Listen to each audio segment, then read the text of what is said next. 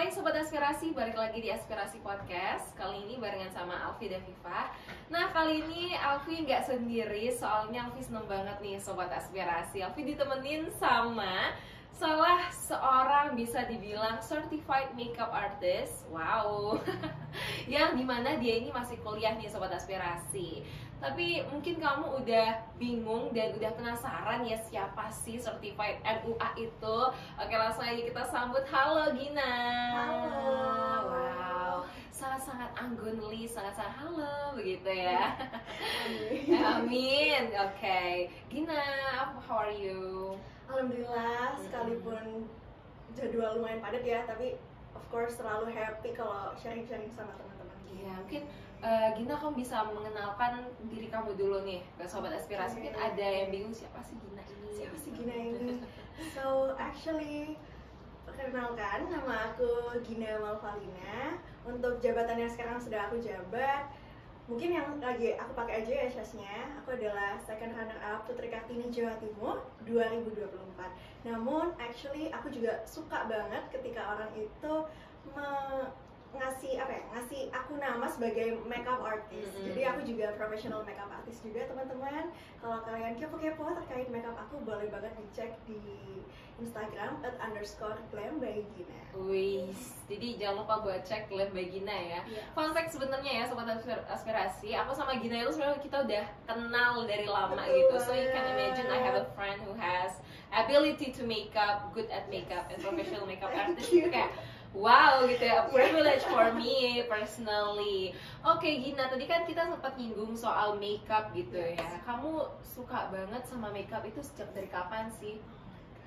That's a really long story, karena sebenarnya aku tuh udah tertarik sama permakeupan ini tuh dari SD, lebih tepatnya kelas 5 atau 6 SD gitu sih. Aku masih ingat banget yang buat aku suka makeup. Kan kebanyakan orang-orang tuh suka makeup dari mamanya atau dari cewek-cewek di rumahnya. Itu tuh cukup bertolak belakang sama aku, karena cewek-cewek di rumahku tuh gak begitu suka makeup. Jadi pertama kali banget aku tahu makeup itu dari YouTube. Kalau mungkin kita tahu ya, banyak banget kan itu beauty vlog di YouTube. Bener. Aku masih ingat one first video makeup yang aku tonton adalah videonya Rachel Goddard. Iya. Sekarang masih aktif di YouTube juga. Bener. Nah, jadi karena aku ngeliat video itu, aku jadi kayak, ih ternyata makeup ternyata seru deh gitu. Aku mulai tuh beli makeup. And aku juga bersyukur banget karena mama aku, sekalipun beliau itu nggak suka makeup, tapi dia benar-benar support aku banget dalam ya belajar makeup, beli makeup, explore makeup. Dan itu benar-benar dari kelas 5 SD.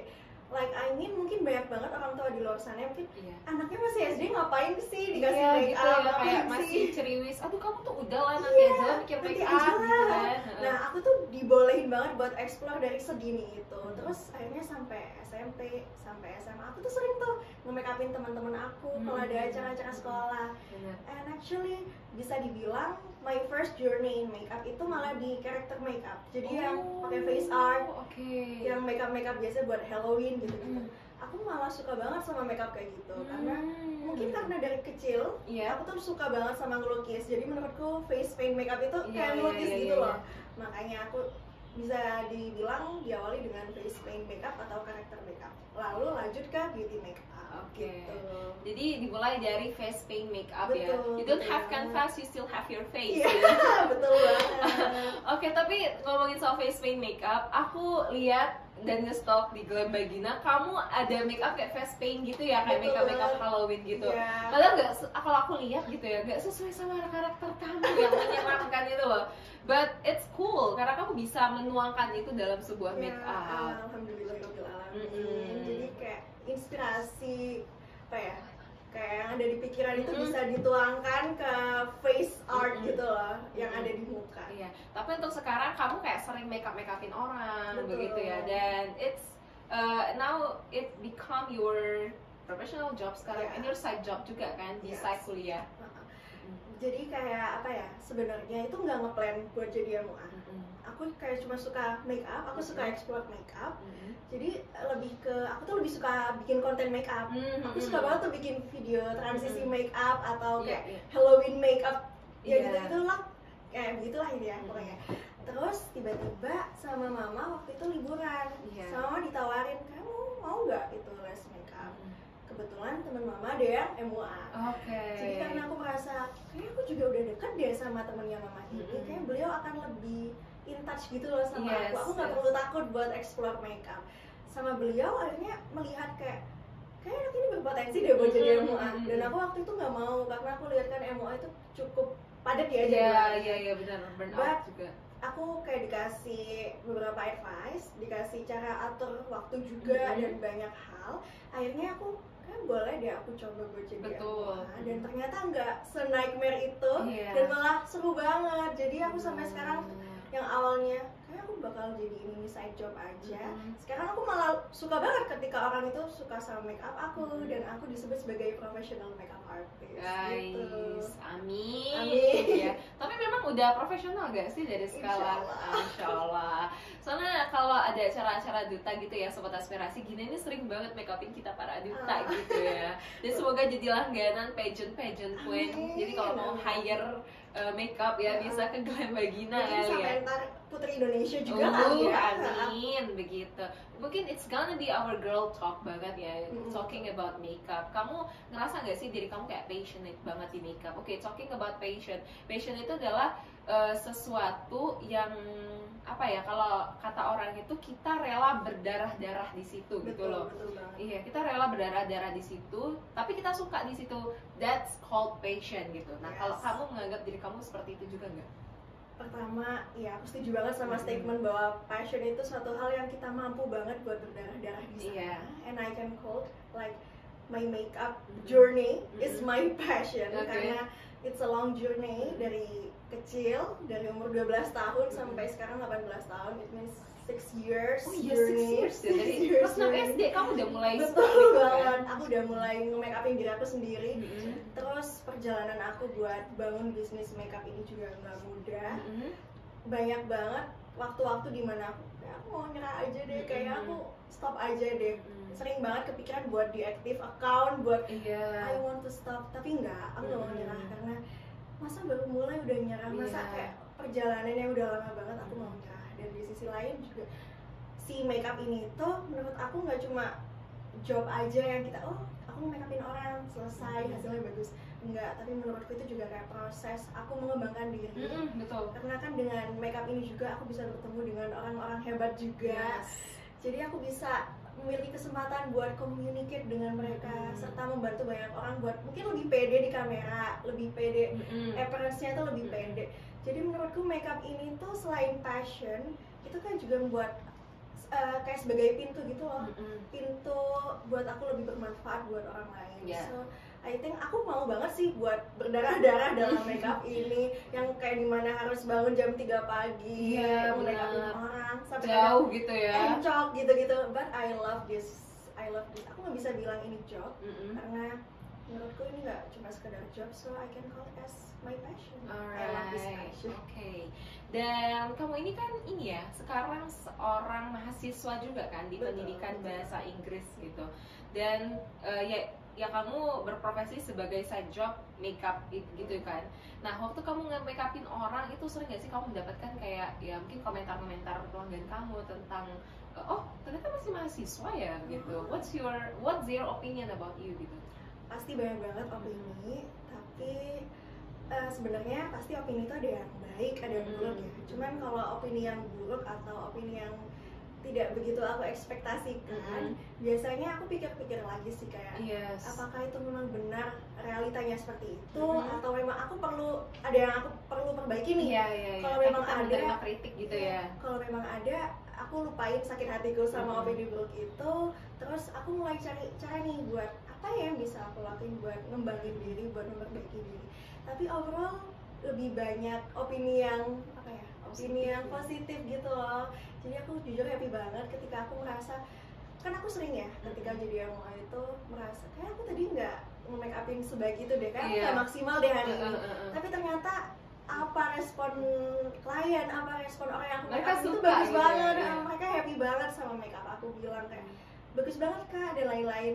Itu jujur nge-boost energi aku dan semangat aku buat nge-makeupin orang lagi. Jadi kalau ada komentar-komentar miring gitu bisa dikatakan cukup jarang, dan actually selain komentar positif banyak banget yang shock bisa dikatakan shock karena dengar hah kan masih kuliah gitu. Terus mereka mulai tanya berarti ini udah mulai make upin orang dari kapan gitu. And when I said waktu baru SMA itu mereka udah langsung oh my god gitu.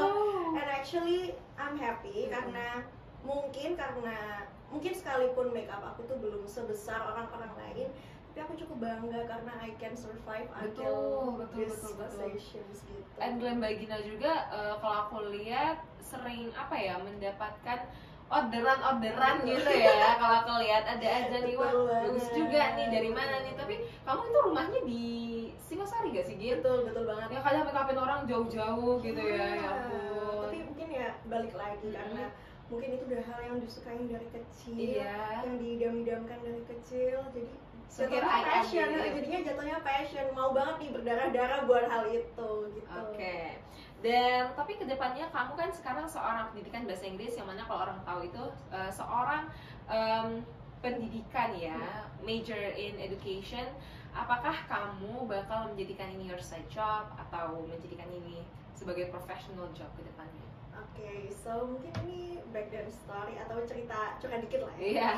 Sebenarnya aku lebih waktu kecil itu pengen banget jadi guru. Cuman melihat tipikal guru-guru zaman sekarang tuh yang cukup susah juga buat mendapatkan titel guru yang baik, titel guru yang baik. Aku mulai consider kayak oh ternyata cukup challenging juga ya. Dan karena mungkin sekarang yang lagi aku tekuni adalah makeup, actually aku lebih suka mendapatkan panggilan sebagai yang muad dan just mahasiswa pendidikan. But I do love teach everyone. Jadi aku suka banget ngajar orang, especially anak kecil. Jadi mungkin aku akan tetap berjalan di bidang pendidikan juga. Cuman mungkin lebih luas ya cakupannya, nggak cuma sebagai guru, tapi bisa juga sebagai like a volunteer or anything, atau misal bikin buku, kan itu juga ngasih ilmu juga ya ke orang lain. So tetap aku masih berpassion dalam bidang pendidikan, cuman mungkin lebih luas aja posisinya itu. Jadi nggak cuma sebagai guru, tapi lebih luas lagi begitu. Great answer. Oke, dan kamu ini nggak cuma seorang makeup artist juga ya? Betul. Ternyata nih sobat aspirasi, if you know, kamu harus tahu banget kalau Gina ini juga suka banget sama pageant queen, like her crown on her head gitu ya. Dan beliau ini kakak Kiki Pebasis ya, start from prodi kakak Kiki Pebasis, terus merambah ke fakultas, duta FIB 2023, sampai keluar fakultas nih sobat aspirasi di Putri Kartini Jawa Timur 2024. Luar biasa gak sih sobat aspirasi? Like dia, kamu berapa sih umur kamu sekarang? 18 tahun. 18 tahun, muda banget kan? So such an inspire for youth nowadays gitu ya. And kamu dari dulu tuh emang pengen jadi pageant queen begitu ya? So sebenarnya pasti kayak banyak gak sih anak-anak kecil, apalagi cewek ya, yang pengen jadi princess. Atau bahkan ada juga yang pengen jadi pageant queen dari kecil. Kalau aku bisa bilang, aku dulu sering banget main jadi putri-putrian, jadi kayak putri Indonesia, crowning sama teman-teman aku. Terus waktu udah kayak mulai SD, SMP itu sebenarnya udah mulai tertarik sama modeling, something yang catwalk dan lain-lain gitu. Cuman waktu itu karena ada skoliosis, ntar bakal dibahas nih kayaknya. Ada skoliosis, jadi ada insecurity tersendiri lah. Terus akhirnya aku suka fashion juga waktu itu. Jadi kayak beauty, fashion, and anything aku campurin jadi satu waktu SMA. Dan waktu kuliah ini, waktu SMA lebih tepatnya, waktu SMA aku tuh melihat ada teman aku yang ikut pageant queen. Terus disitulah aku mulai ada pemikiran, ini sebenarnya pemikiran yang bisa buruk bisa baik sih teman-teman. Aku ada pemikiran seperti ini, kayaknya I can be her better gitu. Bener-bener ada perasaan seperti itu, kayak aku bisa deh ngelakuin apa yang dia lakuin dengan lebih baik. Karena aku melihat banyak dari sisi entah akademis atau confidence or anything, I think aku bisa jadi dia juga, bahkan aku bisa ngelakuin yang lebih baik. Sebenarnya bagus sih buat tahu potensi kita, tapi at least jangan rendah orang lain juga ya. Tapi itu jadi semangat aku. Jadi waktu aku kuliah, aku langsung kayak kepikiran gitu, apakah aku bisa nih masuk dunia pageant. Dan waktu itu didukung juga sama kakak aku, kayak dikasih tahu gitu, oh kamu ikut itu aja, PP PPB. Iya, jadi Putra Putri Brawijaya. Waktu itu aku pengen banget jadi Putra Putri Brawijaya. Karena kebetulan juga teman-teman kakak aku ada juga nih yang jadi Putri Brawijaya. Dan aku ngeliat kayak buka banyak banget kesempatan gak sih buat masuk ke pageant apapun ya. Iya, benar-benar. Terus aku mulailah itu dari pageant di prodi, lalu fakultas. Terus waktu itu masih belum ada timing yang pas ya buat masuk ke PPB, jadi aku mulai masuk ke pageant eksternal. Yaitu ini Putri Kartini Jawa Timur. Tapi tentunya itu juga bukan journey yang banyak lika-likunya juga ya. Bukan journey yang sederhana. Dan aku tuh selalu bilang gini ke diri aku, kalau kamu mau ikut pageant, pastiin kamu tahu visi misi kamu itu apa, dan pastiin visi misi di pageant itu tuh satu one line, intinya one line sama visi misi kamu untuk pageant itu dan untuk masyarakat. Jadi yang awalnya aku tuh nggak mau masuk pageant just for beauty, catwalking, dapat crown gitu. Aku nggak mau, kayak aku merasa kalau gitu mah mungkin jadi model orang itu bisa gitu. Jadi content creator bisa. Tapi menurutku beauty pageant itu kita ngasih impact gak sih? Betul. Kalau nggak ke masyarakat, at least ke diri kita sendiri. Betul. Ada perubahan baik dalam diri kamu. Setuju banget. Oleh karena itu sebenarnya kalau mau masuk pageant, I think it's really important buat kita semua. Apa yang mau kamu lakuin di pageant itu? Dan apa yang mau yang kamu kasih? Betul banget. Dan kebetulan biasanya beberapa pageant yang I succeed buat compete itu adalah pageant yang aku benar-benar tahu visi misi aku di dalamnya itu apa. Karena kalau aku nggak tahu, biasanya aku udah bayi dari awal. Jadi sebenarnya ada beberapa pageant juga yang aku ikutin. Cuman karena aku merasa kayak udah nggak one line deh. Kayak visi misi aku nggak jelas deh. Biasanya aku tinggalin. Jadi begitu. Wow. So cool, keren banget. Dan tapi kalau aku ngeliat Gina nih ya, Sobat Aspirasi, tadi you said like kamu suka makeup dari kecil, terus kamu dulu suka crowning juga kan, waktu suka main princess-princessan gitu kan. I can tell kalau your inner child itu benar-benar terpenuhi sekarang gak sih? You work for inner child dan itu memang benar-benar positif and it makes you like who you are today. Dan tadi kan kita sempat mention soal journey kamu di Putri Kartini. Ceritain dong journey kamu gimana sih di Putri Kartini? Pasti it's such a long journey yang gak mudah. Ya begitulah kayak. Kalau aku kenal sama Gina gitu ya, kalau kita di grup gitu, aduh bentar ya kakak-kakak, aku lagi ngurusin Putri Kartini, kayak ya ampun Diana kasihan banget, capek banget. So here we are mendengar keluh kesah dia ya. Gimana nih? Actually teman-teman, dulu itu yang orang pertama yang aku curhatin tentang struggle aku di Putri Kartini itu juga Alfia. Sebelumnya aku kayak, aku bingung banget mau menyimpan semua beban ini sendirian atau cerita itu ke siapa. Jadi dulu itu orang pertama yang aku ceritain juga ke Alfia. So first of all, thank you ke Alfia udah menerima segala gundah gelisahku waktu itu. Jadi pastinya setiap pageant itu punya challenge-nya masing-masing. Sekecil apapun pageant-nya, menurutku itu pasti punya challenge-nya masing-masing. Dan itu mungkin yang orang lihat jadi pageant queen itu tinggal dada-dada waktu grand final, kan yang emang orang lihat tuh waktu malam puncak aja ya, jadi putri semalam begitu kan, di banyak banget mungkin banyak orang begitu. Banyak orang nggak tahu kalau sebelum itu ada perjalanan panjang. Cuman menurutku dengan segala perjalanan panjang yang aku lewatin di Putri Kartini ini, bisa dibilang yang cukup kerasa itu pasti mental.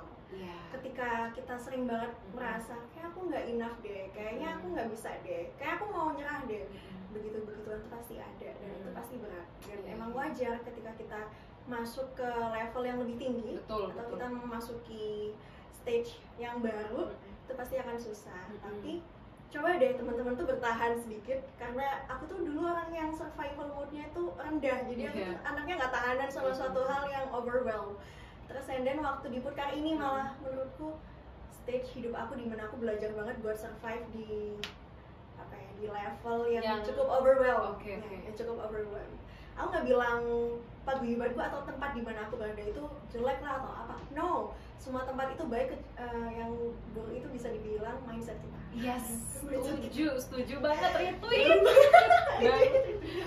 Jadi menurut aku, ketika aku waktu itu pengen down, pengen mundur, ketika aku mengalami hal-hal sulit yang kena mental ya kasarnya kalau anak sekarang tuh bilangnya, aku tuh coba hold my breath, kayak aku atur nafasku, terus aku mulai balik lagi, aku ingat visi misi aku di sini tuh apa.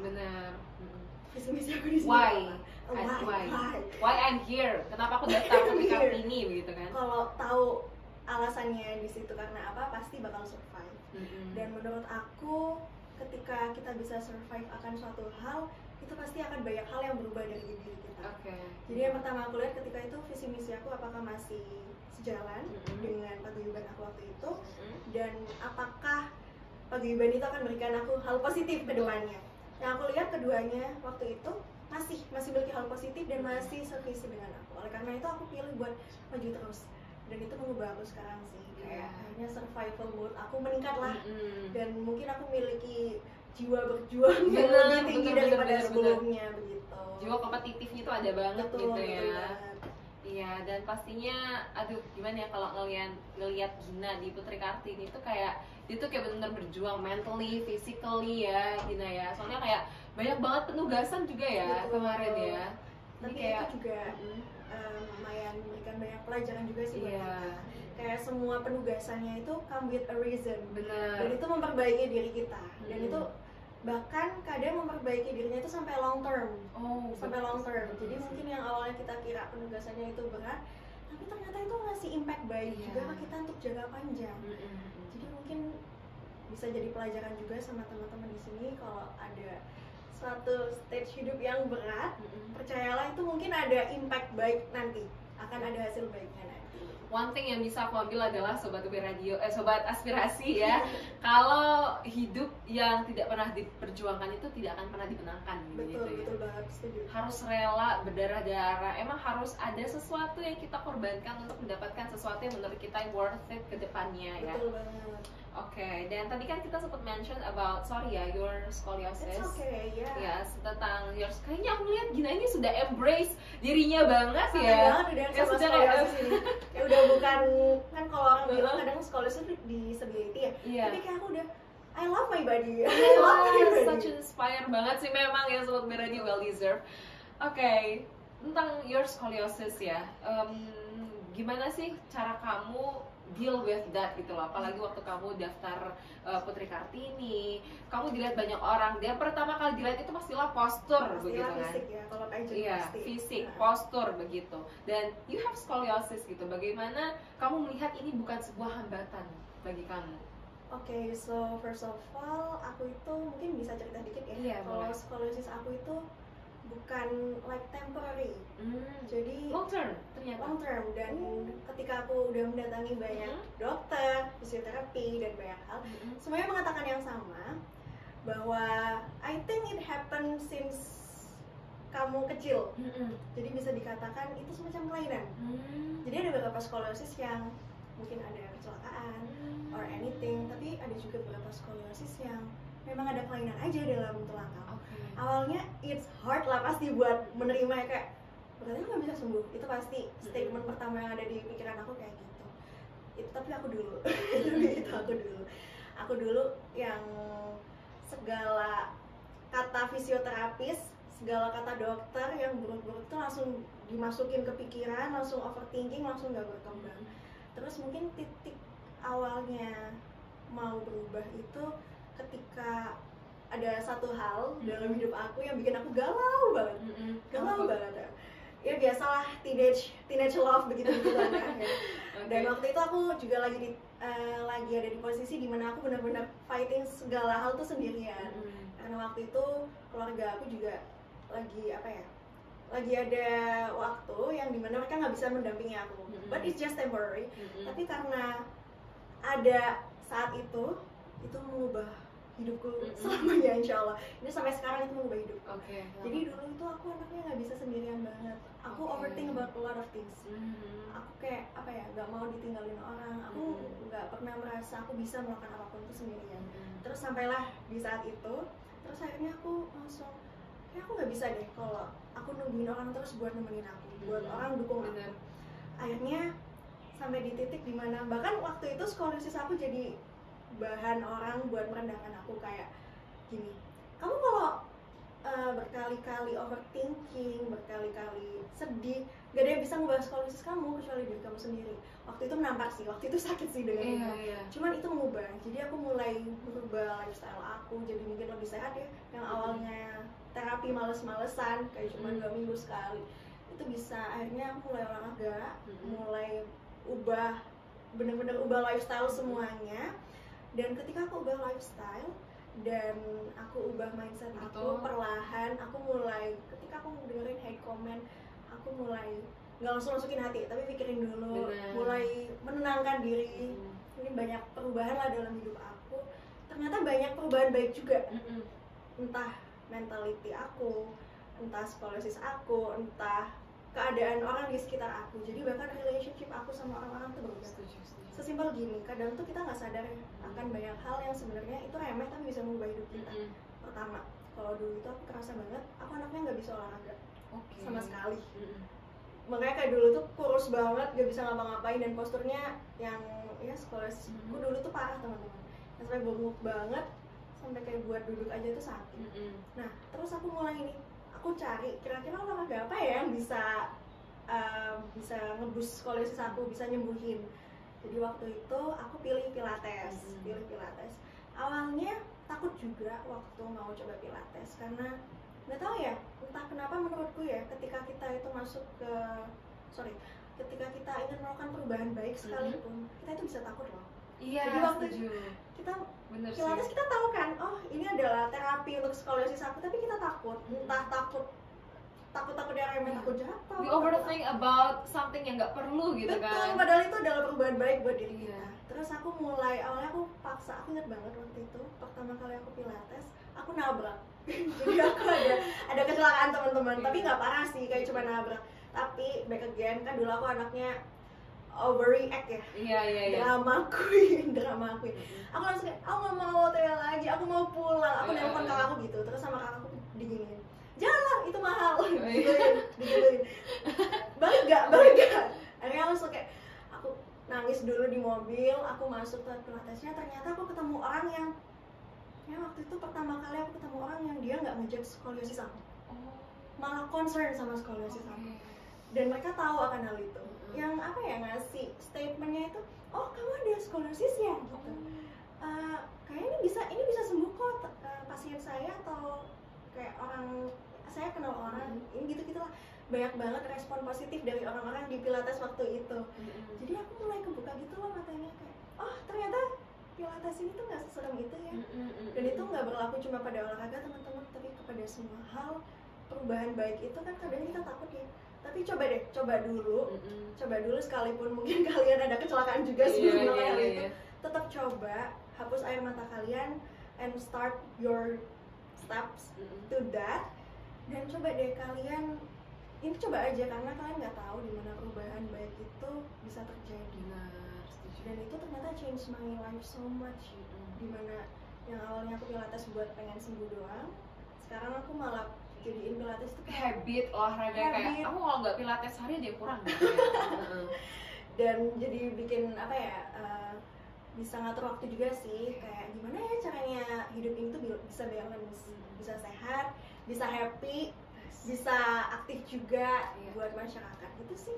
Oke, berarti hal yang bisa aku ambil adalah don't overthink about something, lakuin aja ya udah gitu loh. Dan mindset penting banget. Aku tuh sering baca ya buku, aku lupa dari mana, pokoknya mindset kita itu sangat mempengaruhi gitu ya. Kalau kita build our self positive, gak tahu kenapa semuanya kayak jadi magnet positif gitu ya. Dan bumi itu juga katanya gak menyerap kata tidak. Betul. Iya kan? Jadi jangan bilang aku nggak akan sakit, langsung bilang aja aku akan sehat. Betul, jangan aku sehat. Gitu. Bener-bener setuju sih. Aku nggak akan sembuh. Aku pasti sehat. Aku pasti kuat gitu ya.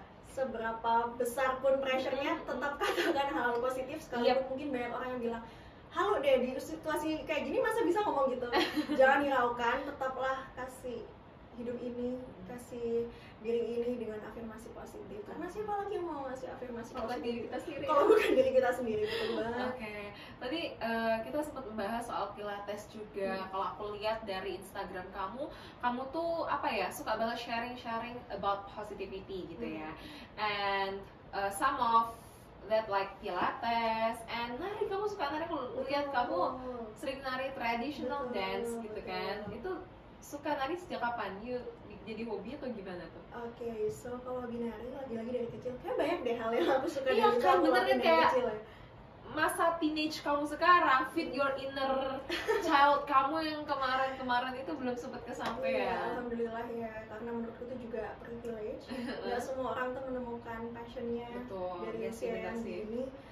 Dan awalnya aku dulu waktu kecil juga sempat insecure dengan hal ini juga, malah karena kakakku itu kuat di akademik, tapi aku di non akademik. Waktu kecil aku sempat insecure kayak aku nggak bisa ya paham materi pelajaran, atau aku sesuka itu belajar. Karena kakakku suka banget belajar, aku nggak suka belajar. Ini entah aku yang aneh atau kakakku yang aneh ya, tapi aku tuh lebih suka sama suatu hal yang non akademik, jadi yang kinestetik gitu loh.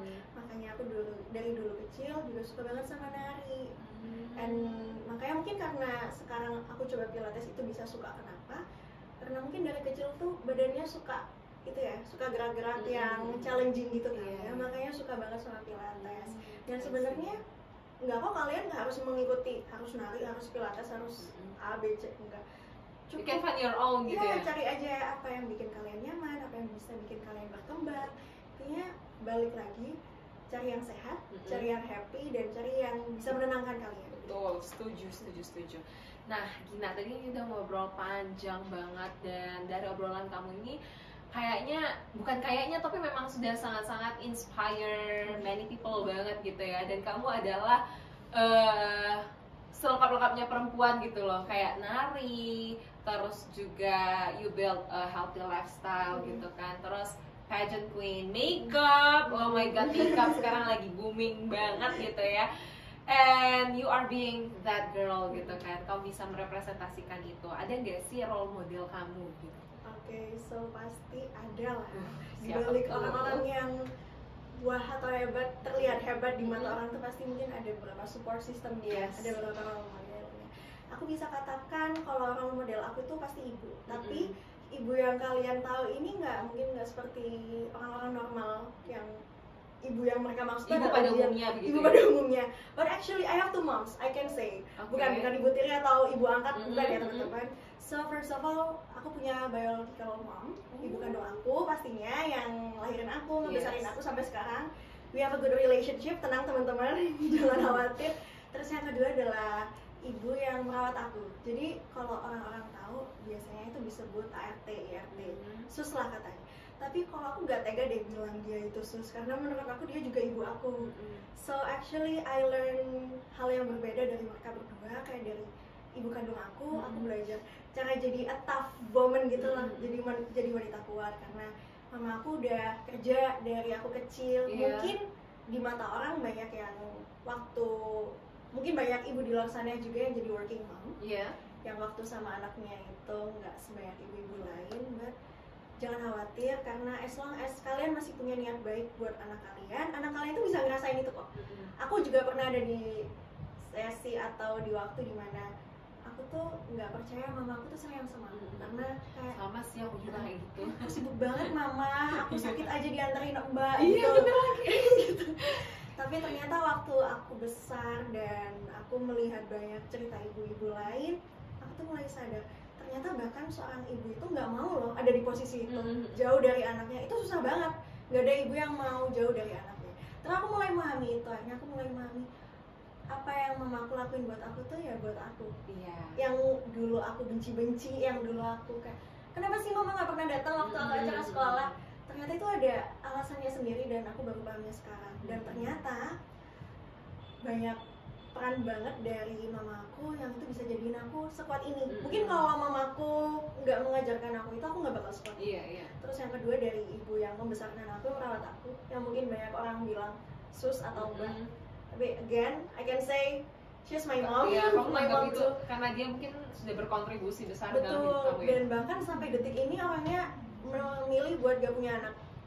Because karena juga dia cukup menemukan pasangan hidupnya di usia yang cukup sangat matang, nggak cukup sangat matang. Because she has been working with my mom for a long time, for a long time. Dan ternyata dia itu setulus itu sayang sama aku. Sampai ke aku waktu itu pernah dengar statement beliau di mana I think I can't leave this house even aku sudah diberikan kesempatan buat pensiun ya kasarannya. Aku nggak mau meninggalkan rumah ini karena aku masih pengen ngelihat anak yang aku rawat itu sampai menikah, sampai benar-benar apa ya, benar-benar tuntas gitu loh, gitu. Dan actually ada fun fact juga, aku tuh dulu manggil mama aku yang kandung tuh ibu, and I can say aku manggil ibu yang merawat aku tuh mama. Jadi aku dimana anak-anak biasa manggil ART-nya itu mbak atau sus, enggak, aku manggilnya mama. Both of them are my mom. Dan dari mama aku aliasnya dari itu aku belajar banget tentang lemah lembut, tentang kasih sayang wanita gitu, tentang kesabaran. Aku belajar banget tentang hal itu. So I combine the two role of them dan itu menjadikan diri aku sekarang. Tentunya masih nggak sempurna karena menurutku kesempurnaan hanya milik Tuhan. Dan kayak kekuatan perempuan yang paling hebat ada di ibu aku, kelembutan wanita yang paling hebat ada di mama aku. Jadi sekalipun aku combine keduanya, aku pasti nggak bisa jadi sesempurna itu, but I try to be better than the day before gitu. So heartwarming sobat aspirasi, kayak mendengarnya. It's such a privilege juga ya punya two moms gitu kan, besides of our biological mom. Gina, ini mungkin gak our last juga ya, but apa sih pesan kamu untuk sobat aspirasi agar terus menginspirasi, especially ya khusus untuk para perempuan di luar sana yang masih insecure, kayak aduh kok aku nih kayak gini aja ya, kok aku belum bisa menjadi dia gitu, aku masih insecure sama diri aku sendiri, aku masih terjebak dalam kekuranganku. Nah, itu menurut kamu kayak gimana? Apa yang pengen kamu sampaikan kepada orang-orang seperti itu? Jadi mungkin pertama, kebanyakan teman-teman ini insecure mungkin ya kalau yang aku lihat di society aku, karena lihat orang-orang yang terlihat sempurna di sosial media. Padahal nggak mungkin banget orang posting kekurangannya atau di Instagram gitu ya. Gak bakal mungkin dapat like banyak, mungkin bakal dapat gosipan ya. Jadi mungkin buat kalian yang lihat kehidupan orang itu sempurna, kamu mungkin nggak tahu cobaannya apa, kamu nggak tahu kesedihannya apa. So just don't think kalau orang itu sempurna itu. Semua orang tuh pasti punya kekurangannya masing-masing, tapi mereka nggak spill itu. Dan yang kamu lihat setiap hari 24 jam, 24/7 di cermin adalah diri kamu sendiri. Ketika kamu bangun, kamu bersama diri kamu, sampai kamu tidur, kamu bersama diri kamu. Oleh karena itu kamu kayak lebih merasakan kelemahan dari diri kamu. Padahal kalau dipikir-pikir, kita masih bisa bangun setiap harinya, kita bisa membuka mata, atau bahkan at least kita bisa menghirup udara yang segar. Itu sudah merupakan privilege. Jadi sayang banget ketika sebenarnya banyak juga loh orang yang pengen jadi kamu, tapi lagi-lagi mereka nggak bilang. Atau mungkin ya marilah kita bersyukur sedikit ya teman-teman, kayak kita bisa hidup, kita bisa makan, teman-teman bisa kuliah, teman-teman bisa makan, kayak mungkin habis ini ada yang mau ngopi kemana atau mungkin ada yang udah di check out ini keranjang shoppingnya, atau mungkin ada juga yang sekali kayak aku butuh beli lipstick deh, itu bisa langsung kebeli. Dan kalian masih merasa insecure, tenang aja, itu wajar. Memang kita juga butuh juga rasa insecure itu, tapi tetap dalam kontrol. Tapi coba deh kalian lihat kehidupan anak-anak atau perempuan di luar sana yang mungkin memiliki potensi yang sama dengan diri kalian, tapi mungkin tidak memiliki kesempatan yang sama ya. Terhalang ekonomi, atau anak-anak di luar sana yang ada problematika peperangan dalam negaranya, itu mereka bahkan buat hidup besok aja nggak tahu. Setuju. Benar. Jadi mungkin kalian bisa melihat lagi ke kehidupan kalian, apakah setidak beruntung itu, ataukah masih banyak banget yang butuh untuk disyukuri. Gitu aja sih kalau kata aku. So inspire ya Sobat UP Radio. Sobat aspirasi maksudnya. Dan mungkin this can be the last ya. A little bit closing statement from you, a little bit yang bisa nge-wrap up our conversation today. So what closing statement? Oke. Tarik nafas dulu ya. Tarik nafas dulu ya teman-teman. Mungkin closing statement yang bisa aku kasih adalah aku percaya setiap manusia baik laki-laki, perempuan itu punya potensinya masing-masing, punya kelebihannya masing-masing, punya kekurangan masing-masing, punya struggle-nya masing-masing. Kalau kamu punya struggle, just keep it up.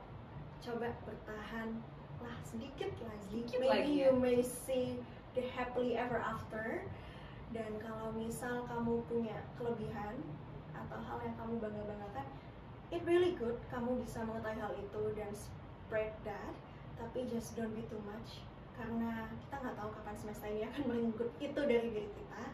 Jadi kalau kalian punya kelebihan, punya suatu hal yang sekiranya bisa nggak hanya bisa kalian banggakan, tapi juga bisa kalian share ke orang lain. Coba share, karena for me definisi buat bahagia itu bukan seberapa banyak kita senyum, tapi seberapa banyak orang yang kita bisa bikin senyum gitu. So I think that's all for me. Itu aja sih. Kalau kita pengen bikin orang happy, pasti jalan kita buat menempuh hal positif dan impian kita itu pasti juga bakal dipermudah sama Tuhan gitu sih.